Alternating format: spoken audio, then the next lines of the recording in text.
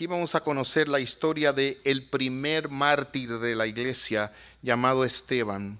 El primer mártir de la iglesia, Esteban, y el capítulo 7 concluye no solo el enfrentamiento que él tuvo con unos líderes religiosos, sino también la conclusión de la vida de este hombre, ejemplar, un hombre de un gran testimonio. Voy a leer, por favor, los versículos 59 y 60, y después de eso les suplico que se unan conmigo en oración pidiendo ayuda a Dios. Dice aquí: mientras lo apedreaban, Esteban oró: Señor Jesús, recibe mi espíritu. Cayó de rodillas gritando: Señor, no los culpes por este pecado. Y dicho esto, murió. Vamos a orar. Padre nuestro, al leer esto somos impactados por el testimonio de este hombre como nosotros, que pudo perdonar a aquellos en el momento en que no solo le infringían un terrible dolor, sino que lo estaban asesinando y él sabía que se iba a morir. Sin embargo, gritó, oró aún con más pasión y energía, pidiéndote que los perdonaras. ¡Qué testimonio! Oh Señor, somos tan prontos a condenar, somos tan prontos a exigir y a no conceder el perdón. Ayúdanos a entender esta palabra y que tu Espíritu obre en nuestros corazones para que seamos más como este hombre, pero así mismo como él imita al Señor, nuestro Salvador. Ayúdanos, te lo rogamos por Jesús. Amén. Quien no perdona se hace daño a sí mismo. ¿Okay? La persona que no perdona está bebiéndose un veneno, como alguien ha dicho, esperando que el otro se muera. Y aquí está Esteban perdonando a los que le estaban infligiendo dolor, que le estaban arrancando su vida, y él sabía que se iba a morir. Para mí esto es algo impactante. Ahora, qué daño produce la falta de perdón? Alguien lo ha puesto de esta manera y les comparto.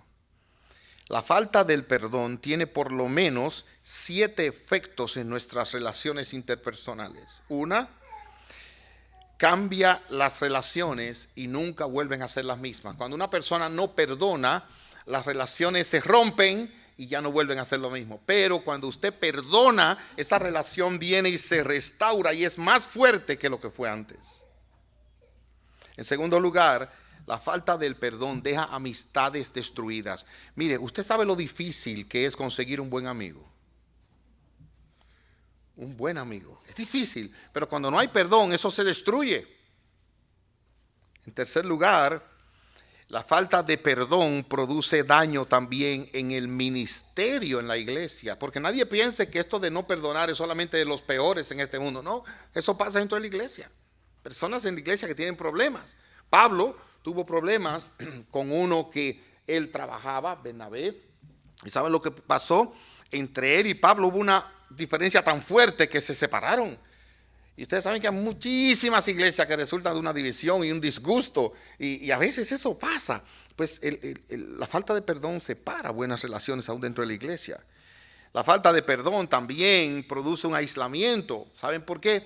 Porque aquel que no perdona entonces desarrolla una desconfianza universal. Y ante todo el que se le acerca se aleja. Cuidado, este me va a hacer daño otra vez. Y aquel viene y me hace un bien y digo, no, algo tiene entre manos. O sea, le produce ese aislamiento y la persona ya no tiene tranquilidad. La falta de perdón afecta la presencia del Espíritu de Dios. Dice la Escritura que el Espíritu se pone triste. Por eso el que no perdona, entre otras cosas, tiene una vida de depresión. Tiene una vida de tristeza, de lucha. Y dice, ¿qué es lo que me pasa? Bueno, la falta de perdón. También produce una lengua sin freno. Porque de la abundancia del corazón habla la boca, y el que no perdona tiene una boca y una lengua lista a hablar mal del ofensor o personas similares. Y por último, da un testimonio muy poco atractivo.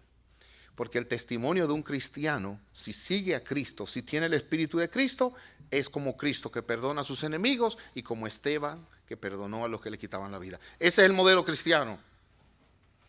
Ese es el modelo cristiano. Alguien puso un paralelo interesantísimo para mí. Oiga cómo lo dice.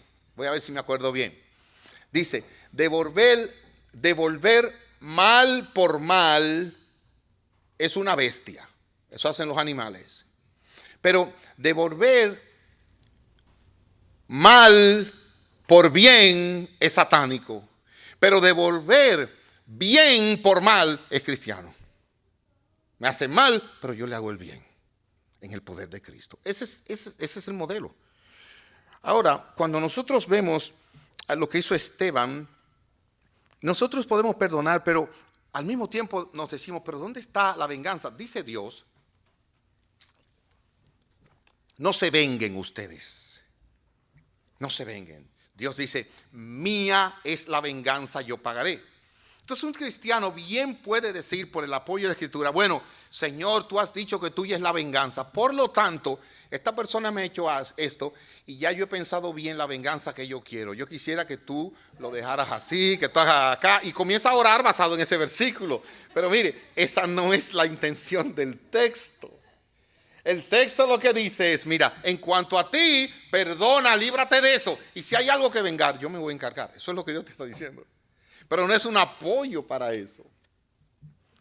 Pero ustedes saben que el profeta Zacarías oró así. Oiga sus palabras. En el segundo libro de Crónicas 24.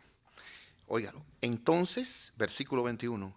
Los líderes tramaron matar a Zacarías y el rey Joás ordenó que lo mataran a pedradas en el atrio del templo del Señor. Así fue como el rey Joás pagó a Joiada por su lealtad. Mató a su hijo. O sea, el papá de él había sido fiel con él, pero él mató al hijo. Oiga ahora, las últimas palabras de Zacarías al morir fueron, que el Señor vea lo que ellos hacen y vengue mi muerte. Dice, pero mira, Zacarías lo hizo, yo también lo puedo hacer, cuídese, porque no hay amargura, no hay en su corazón rencor ni deseo de venganza. Déjele eso a Dios.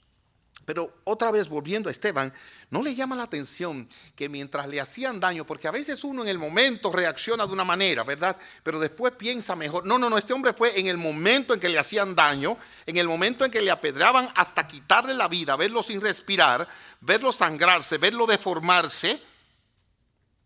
Ahí, con el poco aliento que le quedaba, de hecho su último aliento, le dijo Dios, perdónale, no les tomes en cuenta este pecado. Digo, no sé, a ustedes no les llama la atención eso.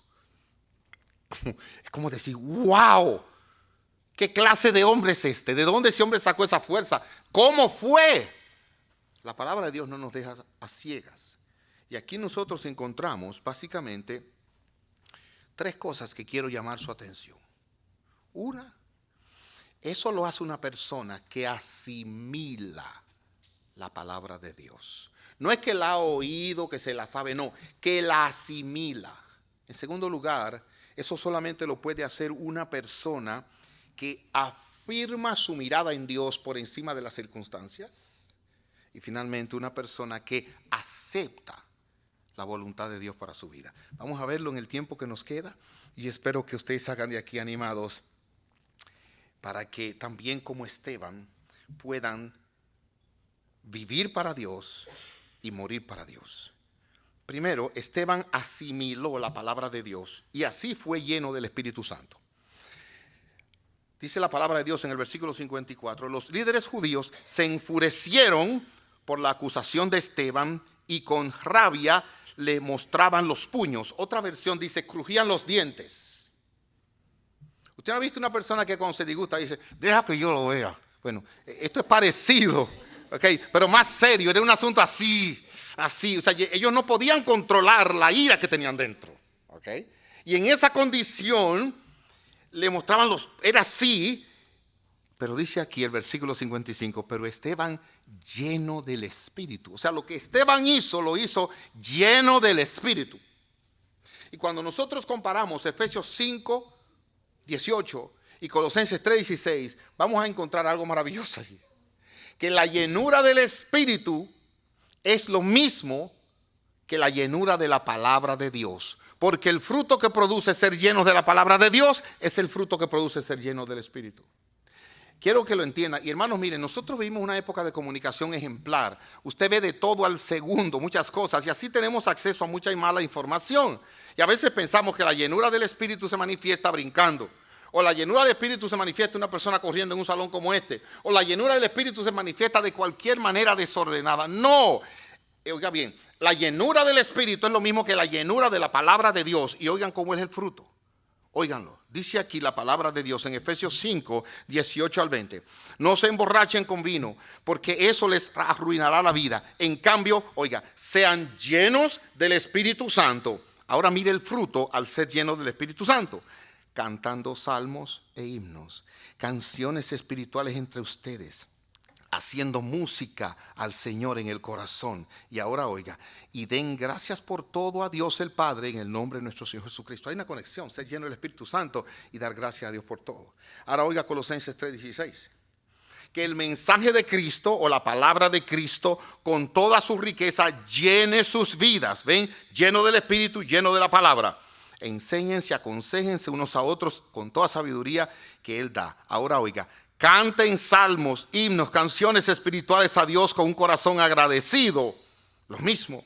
Y todo lo que hagan o digan, háganlo como representantes del Señor Jesús y den gracias a Dios Padre por medio de Él. La llenura del Espíritu es la llenura de la palabra de Dios.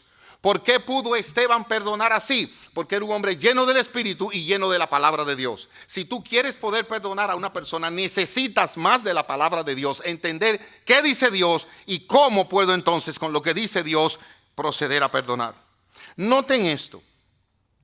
Esteban revela su conocimiento de la palabra de Dios en que él predicó porque asimiló y entendió. Y entiéndanse que otra vez asimilar no es solo oír, asimilar es hacerlo parte mío.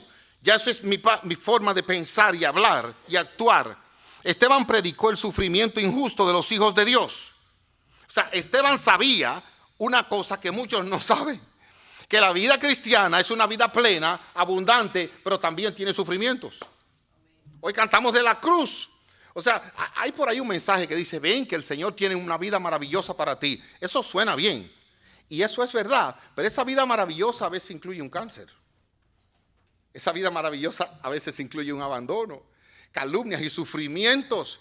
Pero lo bueno es que eso, que debajo de todo eso brilla la obra de la gracia de Dios en el corazón. Y eso para mí es fascinante. Predicó lleno del Espíritu y predicó la palabra de Dios. Noten la manera en que Esteban era conocido. Este hombre era uno que aplicaba bien la palabra de Dios. Por ejemplo, en la venta de José, que aparece aquí en el sermón que él da extenso y el tiempo no me permite verlo completo. Pero él habló de la venta de José y él conocía de la historia de cómo José fue vendido por sus hermanos y cómo Dios usó ese sufrimiento de José para llevarlo a ser el segundo en Egipto. Y miren, cuando nosotros nos llenamos de esas historias, el Espíritu la aplica al corazón y usted comienza a vivir por esas cosas. Y cuando venga el tiempo en que sus hermanos le traten mal, usted dirá, oye, pero yo recuerdo cómo los hermanos de José lo trataron mal. Y cuando alguien lo menosprecie, dirá, incluso lo vendieron. Y cuando usted tenga que vivir en un país extranjero que no es el suyo, y yo no sé si aquí hay alguien así, entonces usted va a entender, ahí Dios me puede usar y ahí Dios me puede bendecir, a pesar de estar en una lengua extraña, con gente extraña, comiendo extraño, si fuera el caso, pero ahí Dios me trajo y ahí Dios me puede bendecir. Pero cuando usted se llena de la palabra de Dios, usted puede ver su vida ahí y entenderlo maravillosamente. Además de eso, él vio el rechazo de Moisés. Moisés también fue un extranjero. Y saben una cosa, que yo le doy gracias a Dios de estar viviendo en un país donde yo no nací. Ya, por supuesto, yo juré por la bandera y ya yo tengo mi ciudadanía, in English, just in case. Pero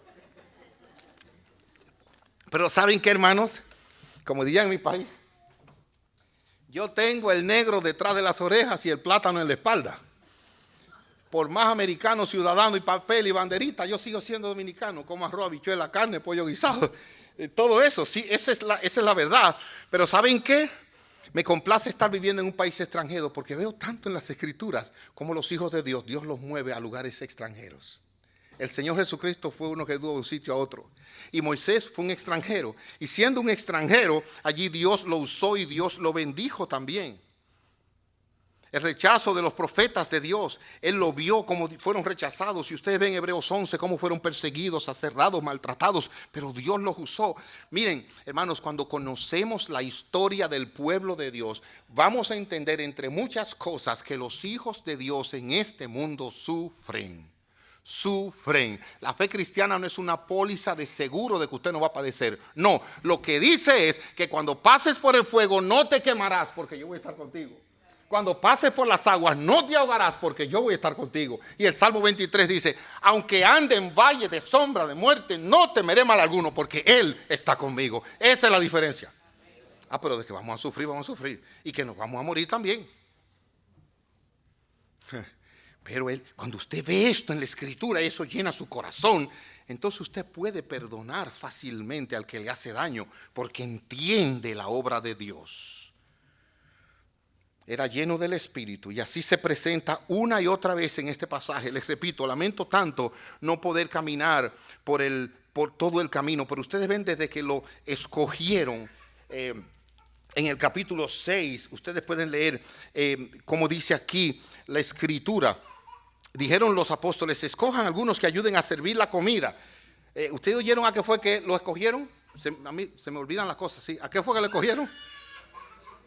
A servir la comida, a servir la mesa. Por lo tanto, hombres que están aquí, practiquen desde hoy el diaconado cristiano, el ejemplo de Esteban. Vayan a servir bueno, ahí sirven la mesa a veces los jóvenes, los varones, y qué bueno es eso. Pero lo escogieron para servir la mesa, no para predicar, dirigir ni hacer cosas extraordinarias. Dios la bendiga, está muy emocionada con el predicador. Gracias a Dios por los niños, ¿verdad? Bendito sea Dios. Noten ahora, Él fue escogido para eso y oiga lo que dice la Escritura. Por lo tanto, hermanos, Hechos 6:3, escojan a 7 hombres que sean muy respetados y ahora oigan, que estén llenos del Espíritu y de sabiduría. O sea que Esteban fue conocido porque estaba lleno del Espíritu. Y luego, cuando comienza la lista de los que escogieron para servir, adivinen quién fue el primero que nombró la lista. Díganme. Esteban, y oigan lo que pone en paréntesis solamente para él y no los otros. Dice, a todos les gustó la idea y eligieron a Esteban, paréntesis, un hombre lleno de fe y del Espíritu Santo. Entonces una persona que tiene el Espíritu de Cristo que perdona, va a perdonar. Pero obviamente, miren cómo es la matemática. Si se le dificulta perdonar, al contrario, es una persona llena de resentimiento, una persona llena de rencor, que recuerda hasta el último detalle del día que se conocieron hasta el día de hoy, de todo lo que le han hecho. Entonces me está diciendo que no tiene el Espíritu de Cristo, que es un Espíritu que perdona. ¿Lo ven qué sencillo es? Pero noten más adelante en el capítulo ya 7, perdón hermanos, yo no voy a leerlo todo, pero les suplico que vean una y otra vez como se menciona que Él es un hombre lleno del Espíritu, lleno de gracia, lleno de poder. Y así fue que pudo perdonar. Tú quieres perdonar, tú necesitas conocer mejor la historia del pueblo de Dios, la manera en que Dios obra y al mismo tiempo así ser lleno del Espíritu. ¿Okay? En segundo lugar, no solo asimiló la palabra de Dios, sino que Esteban también afirmó su mirada en Dios. Afirmó su mirada en Dios. Hechos capítulo 7, oiga cómo dice del versículo 54 en adelante. Los líderes judíos se enfurecieron por la acusación de Esteban, porque le dijo que ellos habían matado a los profetas. Él les dijo que no habían honrado a Dios. Y con rabia, aquí está el crujir de dientes, le mostraban los puños. Pero Esteban, ahora mire, lleno del Espíritu Santo, iglesia, lean esto conmigo juntos, 1, 2 y 3. Fijó la mirada en el cielo. Gracias por no haber leído conmigo. Vamos a leerlo juntos otra vez. 1, 2 y 3. Fijó la mirada en el cielo. Ahora, ¿qué era lo que le estaban haciendo a él? Apedreándolo. Ya yo les conté que hace 2 semanas me sacaron un molar, fue una lucha muy grande, una batalla grandísima, pero a pesar del tamaño y todo, mire, yo le tengo miedo a los dentistas. A lo mejor a usted le gusta ir al dentista, yo no, pero déjeme contarle algo. Cada vez que yo estoy en el dentista, una de las cosas que hago inevitablemente es mirar la mano del dentista. Porque ellos tienen un recurso que cuando traen la jeringuilla, ellos no se la enseñan, ellos la traen de detrás de la oreja. Y que abra, y de repente usted hace, ¡guay! Le meten la cosa para que usted no se dé cuenta. Obviamente es una estrategia. Pero sin quererlo, yo lo miro. Y miro, ahí viene, y el pelo, el pinchazo. Ok, déjeme explicarle, Esteban lo estaban apedreando. Y mientras lo estaban apedreando, uno tomaba una piedra por allí, grande, y él decía, esa viene para mi cabeza. Y otro cogía otra acá. Y no solo eso, cada vez que le daba un impacto y él sentía que algo le bajaba, era sangre de verdad. Y él sentía el impacto. Pero la Escritura dice que en lugar de estar mirando la cara de sus ofensores, en lugar de estar mirando los puños, los dientes de ellos, las piedras que tomaban, fijó su mirada en Dios. ¿No es eso maravilloso? En el Dios invisible. Él tenía los ojos allá. Él no estaba mirando nada de esto.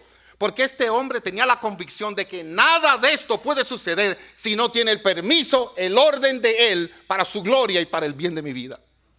Wow, qué diferencia puede hacer eso en la vida de nosotros.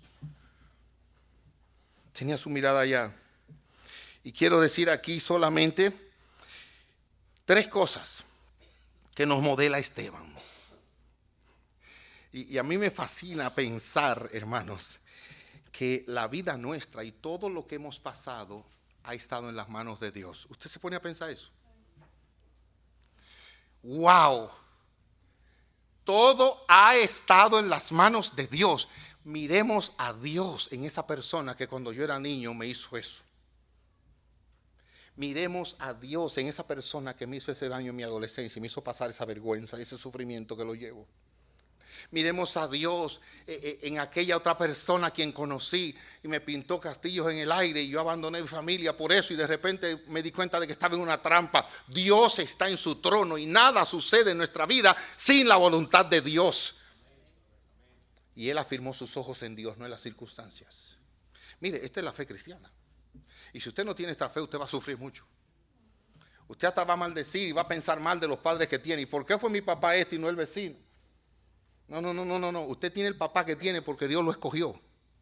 Y la mamá que tiene porque Dios lo escogió. Y nació en el país que nació porque Dios lo escogió. Y hasta el nombre que le pusieron no fueron ellos, fue Dios que lo escogió. Aunque sea feo. Sí, porque hay personas que tienen un nombre feo, que no les gusta su nombre. No sé, una crisis de nombre. Sí, porque ¿saben qué dice la Escritura? Dice, tú me formaste en el vientre de mi madre. Y a veces uno piensa y dice, óyeme, mi nariz no me salió tan bonita como la de mi hermano, porque es que es la nariz de mi familia, la familia de mi mamá son narizones, todo. Miren, no, eso lo escogió Dios. Él quiso que usted tuviera esa forma. Sí. Y el pelo duro, también Dios se lo puso duro. Dios sabe por qué. Hermano, que hubiera sido en mi vida con un pelo lacio, me hubiera perdido. Dios sabe. Imagínense. Esteban afirmó su mirada en el Dios que perdona. Y nosotros tenemos que recordar eso. Mire, aunque no nos guste, aunque lo encontremos extraño, Dios perdona. Dice la Escritura en Miqueas 7:18, ¿dónde hay otro Dios como tú que perdona la culpa del remanente y pasa por alto los pecados de su preciado pueblo? No seguiré enojado con tu pueblo para siempre, porque tú te deleitas en mostrar tu amor inagotable. Dios no sigue enojado. Cuando usted llega y pide perdón, dice la palabra de Dios, Dios le limpia de toda su maldad y aleja ese pecado cuando está de lejos el oriente del occidente. Usted sabe que el norte y el sur, por el polo norte y el polo sur, usted lo puede detectar. Usted sale de un avión del polo norte y va bajando, llega al polo sur y llegó al sur y sigue por ahí y ahora va para el norte. Pero el oriente del occidente nunca llega. Usted coge para el este y da vuelta hasta que se acaba la gasolina o el mundo, porque nunca llega, es así. Y dice la Escritura que mi pecado lo aleja de mí para desasociarlo de mí, tan lejos como está el infinito para allá con el infinito para acá. Y Él no se acuerda más de mi pecado y lo entierra bajo el fondo del mar. Ese es el Dios en quien nosotros creemos, aleluya. Perdona todos los pecados y nos limpia de toda nuestra maldad. En Él vivimos, nos movemos y somos. Esteban creía en el perdón de pecado. Ustedes saben que todos los hombres que él menciona en su sermón eran hombres pecadores. ¿Alguna vez usted se ha preguntado por qué la Biblia enseña los pecados de esos hombres? Miren, nunca espero que aquí nosotros hagamos un servicio, espero jamás, donde cada uno venga a confesar todos los pecados y las cosas sucias que ha hecho en su vida. ¿Usted se imagina la vergüenza que sería esa? Si ustedes supieran mis cosas. Uy. Pero la Biblia declara pecados horrorosos de esos hombres. ¿Por qué? ¿Han pensado por qué? ¿Han pensado por qué Judá, oiga Judá tiene 3 hijos y le trae una muchacha para que se case con el mayor? Usted sabe cómo hacían los matrimonios en ese tiempo, efectivamente. Pero están casados, se muere el muchacho y la muchacha queda viuda. Y conforme a la tradición, el siguiente, entonces se queda con ella para dejarle descendencia al hermano. Y el papá y la mamá, yo me imagino preocupados, y esta mujer mató al primero, vamos a ver qué pasa con el segundo. Señores, el segundo tenía un plan malo para no dejarle descendencia a su hermano, también lo mató Dios. Y dijeron, no le vamos del tercero, no. Usted no haría eso. Más me mata el tercero y me quedo sin hijo. Efectivamente, la engañaron y no le dieron el hijo. ¿Y saben qué pasó? Ella dijo un día, bueno, yo quiero tener descendencia de ellos. Yo quisiera verdaderamente que mi hijo sea de esa familia. Y un día que él iba a esquilar ovejas para allá arriba, se paró en una esquina, cosa que no pasaba en ese tiempo, como pasa hoy, con un vestido de ramera, muchos colores. Y cuando don Judá pasó por ahí y vio a esa muchacha buena moza, tapada más o menos, él ya estaba viudo, imagínese usted. Le propuso a la muchacha y se acostó con la muchacha. Después que se acuesta con la muchacha antes de irse, él le dijo, mira, yo no tengo nada, andaba arrancado, no me ni un centavo. No tengo nada que darte, ¿qué hacemos? Le dijo, bueno, dame tu bastón, ¿verdad? Y le pidió 3 piezas ahí de él. Y le dije, espérate aquí que yo te mando un ovejito ahora para que tú me devuelvas mi cosa. Efectivamente, la muchacha se quedó con eso. Cuando él mandó al amigo con un animalito para allá, para la ramera, le dijo, ay, no hay ramera, don Judá. ¿Cómo que no hay ramera? Sí, pues no hay nadie. Y él por la vergüenza se quedó callado. Señores, al tiempo se corre la noticia. La muchacha está embarazada. ¿Y qué decidió don Judá? No hay que matarla y apedrearla. Ella le mandó las 3 piezas. Le dijo, miren, díganle a él que esta barriga es del dueño de estas cosas. Él mismo era el dueño. Por lo tanto, la barriga era de él. ¡Qué vergüenza! Pero ¿saben qué? Dios revela todo eso porque a final de cuentas Judá se arrepiente y ¿saben qué? Nuestro Dios lo perdona. Y ella se arrepiente y nuestro Dios la perdona. Y no solo eso, sino que la pone dentro de la genealogía de donde vendría el Señor Jesucristo. Aleluya. Dios perdona, restaura y comienza de nuevo. Y si alguien aquí está en su pecado, ríndase ahora ante el Dios que perdona todos los pecados. Ahora mismo, Señor, perdóname, ten misericordia de mí. Y comienza lavadito de nuevo con la sangre de Cristo. En segundo lugar, él predicó, oiga ahora, y fijó su mirada en el Dios soberano en nuestro sufrimiento. Y esto otra vez, hermanos, yo quiero enfatizarlo. El sufrimiento suyo y mío no fue que Dios estaba durmiendo como Baal, Elías le dijo a él, y él se descuidó. A veces nosotros pasamos por experiencias que nos marcan. Conocí una vecina una vez que se fue con su nietecito a una casa que tenía en la montaña. Y estando allá en la montaña, ella se descuidó, el nietecito se metió en el jacuzzi y se ahogó. Y esta mujer quedó marcada para el resto de su vida. Para Dios no hay accidentes. Él controla todo. Y eso significa que los sufrimientos que hemos pasado, no solamente Él los ordenó y los controló, sino que lo usó para un propósito más glorioso que tu vida y la vida mía. José fue un muchacho de condiciones ejemplares a quien Dios se le reveló y él habló a su papá, a sus hermanos. Los hermanos le envidiaron y de repente ese odio en ellos creció. Y yo les pregunto, ¿el odio es pecado o no? 1000 veces sí, pero aún el odio que había en el corazón de ellos, Dios lo controló para que ellos hicieran lo que hicieron. ¿Me oyeron bien? Y si alguien te ha odiado, aún eso lo controla Dios para hacerte hoy lo que tú eres y para su gloria y para bien tuyo. Aunque sale duro. ¿Y saben qué? de repente, allí estaba José mirando que Dios controla todo. Porque sus hermanos lo vendieron. ¿Y qué hubiera pasado si sus hermanos no lo odian? No lo venden. Pero lo vendieron y ahora miren, pasó una caravana que iba para Egipto, pudiera ser para otro lugar. ¿Por qué para Egipto? Porque Dios ordenó esa caravana. ¿Y por qué les interesó ese individuo? Porque Dios puso ese interés. ¿Y por qué lo compraron? Porque Dios puso ese interés. Y no solamente llegó a Egipto, donde era en ese momento el lugar más poderoso, sino también lo vendieron para la casa de un oficial que trabajaba con el faraón. Y eso no fue un accidente, fue algo calculado por Dios.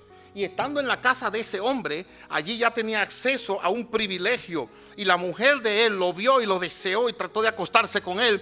Pero realmente Dios lo libró de eso. ¿Y qué si esa mujer no lo hubiera visto? Pregunto, ¿lo que esa mujer hacía estaba bien o estaba mal? Hábleme, iglesia, ¿bien o mal? ¿Mal o muy mal? Claro, porque ella tiene su marido y ahora quiere este otro. Dice la escritura que un día él estaba en la casa y ella insistiendo, buscándole helado. Y él no. Y hay una mujer que no se le puede despreciar. No sé si usted la conoce. Pero entonces mire, ella cogió, como no le hizo caso, un día acechó que no había nadie, le echó mano, le quitó la ropa porque él salió corriendo. Y si esa mujer no comete ese pecado de lascivia, entonces él no termina metiéndose preso, llevándolo preso a la cárcel donde estaban los prisioneros del rey. ¿Ustedes ven el orden? Gloria a Dios. Gloria a Dios, Él ordena todo. Y estando ahí entonces, Dios hace que el copero y el panadero se metan en problemas con el rey y de castigo lo manden a la cárcel. ¿Y quién estaba esperándolo ahí? Don José. Bendito sea Dios. Y estando ahí preso, entonces entra en conversación, porque usted sabe que a veces los presos se dan golpes, están disgustados, no hablan. Bueno, pues entraron en conversación y ahí él les contó de un sueño. Y finalmente ellos se fueron y a los 2 años se acordaron, el que quedó vivo, de José. Dios les recordó eso. Y así lo sacaron. Y el faraón entonces tiene un sueño. ¿Quién puso al faraón a soñar que no podía adivinar el sueño? Dígame. Dios. Oiga, ¿cuál fue la tarea? Él dijo, miren, yo me soñé, pero yo no me acuerdo cuál es el sueño. Entonces contaron el sueño, trajeron el sueño y vino José e interpretó el sueño. ¿Quién le dio el sueño? Dios. Para que José se lo interpretara. Hermanos, así llegó él donde estaba. Y yo le voy a decir una cosa, bendito sea Dios. Ya por razón del tiempo, este sermón lo voy a tener que continuar la semana que viene. Ya, me falta algo más aquí para mí muy importante, pero lo voy a dejar ahí por amor a ustedes y a su estómago. Vamos a comer en un ratito. Pero óigame ahora, ¿qué hubiera pasado si alguno de esos eslabones en esa cadena no hubiera estado? Si los hermanos no odiaran a José, si los hermanos no lo hubieran vendido, si los egipcios no lo hubieran comprado, o si después que lo hubieran comprado, uno de ellos se lo lleva para su casa y no lo compra allí Potifar. ¿Qué hubiera pasado con él si estas cosas no son así? Entonces la nación de Israel no se hubiera preservado, Jesucristo no hubiera venido y usted y yo no seríamos salvos. ¿Saben que eso tiene que ver? Que en tu vida no hay cabos sueltos. Todo lo que has pasado y vivido lo ha ordenado Dios. Y algún día cuando lleguemos al cielo y veamos el daño que me han hecho, cosas que ahora usted se pone a mirar y dice, mira, fulano me hizo esto, mengano me hizo aquel. No, cuando vengamos y veamos todo esto en el cielo desde la perspectiva del cielo, ¿sabe lo que vamos a decir? Aleluya, aleluya. Gracias mi Dios por el daño que me hicieron. Porque gracias a eso estoy donde estoy. Te conozco a ti por toda la eternidad. Bendito sea Dios. Que el Señor sea contigo y que en el día de hoy tú puedas centrarte en la palabra de Dios y saber que nada ha pasado en tu vida sin la voluntad de Dios. Y que eso ahora te conceda a todo el que te haya hecho daño jamás decir yo te perdono. Porque tú has sido un instrumento de Dios para hacerme quien yo soy hoy. Para traerme hasta donde yo estoy hoy. Bendito sea el Señor. ¿Tú puedes decir eso? Así obra Dios, ¿eh? Usted sabía una cosa, que Dios usa hasta el mismo diablo, porque como alguien dijo, el diablo no es el diablo, es el diablo de Dios, porque Él es dueño de todo. Y Satanás no nos puede tocar sin el permiso de Dios. Él tiene que pedirle permiso. Y cuando Dios dice que sí, aunque no podamos entenderlo plenamente, Dios está obrando detrás de eso para traernos a donde estamos hoy. Bendito sea Dios. Gracias a ti, Señor.